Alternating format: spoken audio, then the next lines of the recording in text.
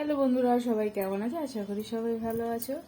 তো আমার আজকে সোমবার, তো আজকে কিছুই তেমন রান্না করবো না। আজকে মাছ টাছ তো আদৌ করবো না। আর মাছটা যে রোববার নিয়ে আসিও নি, কারণ পাশে আমাদের এখানে গণেশ পুজো হয়। তো গণেশ পুজোর কারণে যতদিন এখানে গণেশ পুজো থাকে, মানে গণেশ থাকেন, যতদিন বিসর্জন না হচ্ছে ততদিন আমরা মানে ননভেজটা টাচ করছি না, মানে করি না। তো তাই মাছও এবারে নিয়ে আসিনি। তো না থাকলে যা মাছটা, আমরা তো বাঙালি আফটার অল, তো মাছ না থাকলে প্রচুরই ঝামেলা হয়। বিশেষ করে আমরা তো যা হোক খেয়ে নেব, কিন্তু বাচ্চাদের মানে জন্য প্রচুর ঝামেলা হয়। তবুও কোনো করার নেই, বুলিয়ে বেলে খাওয়াতে হবে ওদের। তো সকালেও লুচি করেছিলাম বাচ্চাদের টিফিনের জন্য, লুচি আর আলু ভাজা করেছি। আর দুটো রকম টিফিন দিয়েছি, আরও মানে আজকে 3টে টিফিন হয়ে গেছে। তাই আমার মেয়েরা বলছে, মাম্মি আমাদের টাইম হয় না, এত টিফিন দিচ্ছ।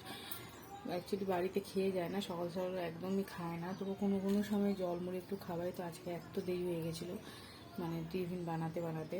তো আমার রুটি করতে খুবই মানে দেরি হয় আমার, তাই ওইসব করে উঠতে খুব দেরি হয়ে গেছিলো। তাই সকালে লুচি ছিল কটা, বর তো টাইমও পায়নি, একটা খেয়ে চলে গেছে তাড়াতাড়ি। তার একটা দুটো আছে, এই যে এখনও পড়ে আছে একটা, তা আমি একটা খেয়েছি। আর এই যে আটা নিয়ে বসেছি বন্ধুরা, আজকে রুটি করবো। আর ওই যে পেছনে